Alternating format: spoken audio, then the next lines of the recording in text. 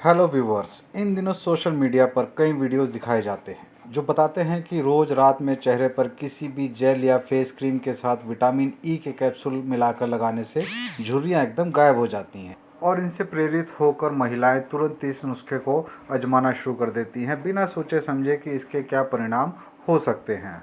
वास्तव में vitamin E हमारी स्किन तक सही मात्रा में ब्लड पहुंचाता है और कोलेजन का प्रोडक्शन को बढ़ाता है। इससे हमारी स्किन के अंदर डैमेज हुए टिश्यू हील हो जाते हैं और हमारी त्वचा चमकदार दिखती है। लेकिन लंबे समय तक इसके प्रयोग से कुछ दिक्कतें भी आ सकती हैं। आइए जानते हैं ऐसी ही कुछ समस्याओं के बारे में जो विटामिन ई कैप्सूल के लगातार इस्तेमाल से हो सकती है। विटामिन ई स्किन और बालों के लिए काफ़ी ज़रूरी माना जाता है। कई खाद्य पदार्थों में विटामिन ई भरपूर रूप से होता है, लेकिन हम में से कई लोग स्किन पर निखार पाने की चाहत में विटामिन ई कैप्सूल से तेल निकालकर इसे चेहरे या फिर बालों पर लगा लेते हैं।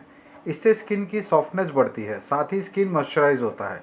लेकिन क्या आप जानते हैं कि इसका अधिक इस्तेमाल करने से या फिर बिना वजह से स्किन पर अप्लाई करने से आपकी स्किन खराब हो सकती है।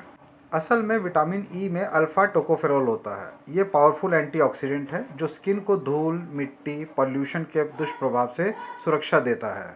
एंटीऑक्सीडेंट होने के कारण ही ये झुर्रियों को कम करता है और चेहरे पर चमक लाता है। इसलिए ज़्यादातर सौंदर्य विशेषज्ञ अपने ब्यूटी रिजाइम में विटामिन ई कैप्सूल शामिल करने की सलाह देते हैं। कई लोग विटामिन ई सप्लीमेंट्स को स्किन पर लगाने लगते हैं, लेकिन ये कैप्सूल को अगर आप ओरली लिया जाए, मतलब आप इसे खाएं, तो ये ज़्यादा फायदेमंद होता है। अगर आप इसे स्किन पर लगाते हैं तो इससे फ़ायदे की बजाय नुकसान हो सकता है। तो स्किन पर अगर आप विटामिन ई कैप्सूल लगाते हैं तो इससे चेहरे पर कई तरह की परेशानियां हो सकती है। तो सबसे पहले जो प्रॉब्लम आती है वो है कि स्किन आपकी सेंसिटिव हो सकती है। अगर आप विटामिन ई कैप्सूल चेहरे पर लगाते हैं तो इससे आपकी स्किन पर संवेदनशीलता महसूस हो सकती है। ऐसे में आपको तुरंत अपने चेहरे से विटामिन ई ऑयल हटाने की ज़रूरत है। अगर आप ऐसा नहीं करती हैं तो इससे एलर्जी की परेशानी काफ़ी ज़्यादा बढ़ जाती है।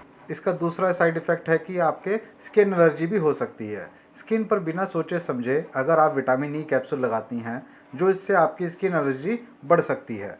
इसके कारण चेहरे पर सूजन, लालिमा मतलब रेडनेस, दाग धब्बे, पपड़ीदार स्किन मतलब पील आउट स्किन जिसे हम बोलते हैं, जैसी परेशानी हो सकती है। इसलिए अगर आप विटामिन ई का इस्तेमाल करने जा रहे हैं तो एक बार एक्सपर्ट से ज़रूर सलाह लें। तीसरा साइड इफ़ेक्ट है स्किन पिगमेंटेशन।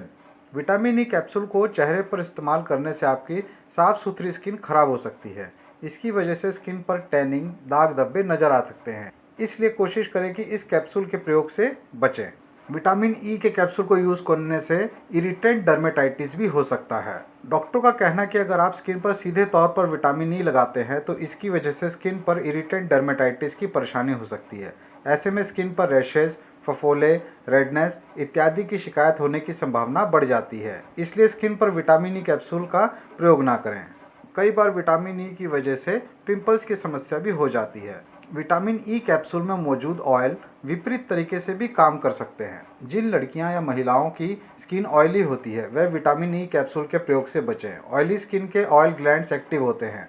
विटामिन ई में मौजूद ऑयल स्किन में मौजूद ऑयल की मात्रा को बढ़ा देते हैं। इससे स्किन पोर्स बंद हो जाते हैं और चेहरे पर पिंपल्स दिखाई देने लगते हैं। इन साइड इफ़ेक्ट के अलावा भी एक और साइड इफ़ेक्ट है skin breakout. Vitamin E oil soluble होता है। ऑयल फॉर्म में ये स्किन पोर्स के अंदर तक चला जाता है। इससे ऑयली या एक्ने प्रोन स्किन में ब्रेकआउट की समस्या हो जाती है। यदि आपकी स्किन को एक्ने की समस्या हो जाती है तो ऐसे प्रोडक्ट को इस्तेमाल करें जिसमें विटामिन ई के साथ विटामिन सी भी मिला हो। कई बार विटामिन ई को लगाने से ब्लड प्लेटलेट काउंट भी घट जाता है।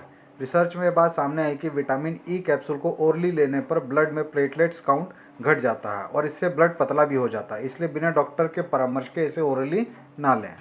ध्यान रखें कि विटामिन ई कैप्सूल का इस्तेमाल स्किन पर डायरेक्ट ना करें। इससे स्किन की परेशानियां काफ़ी ज़्यादा बढ़ सकती है। इसलिए अगर आपको स्किन से जुड़ी किसी तरह की परेशानी हो रही है तो सबसे पहले एक बार अपने डॉक्टर से सलाह लें और इन कैप्सूलों को यूज़ करने से पहले आप अपने फार्मासिस्ट से भी ज़रूर पूछें ताकि आपको सही जानकारी मिल सके। तो अगर आपको ये वीडियो अच्छा लगा हो तो प्लीज़ हमारे चैनल को लाइक, शेयर एंड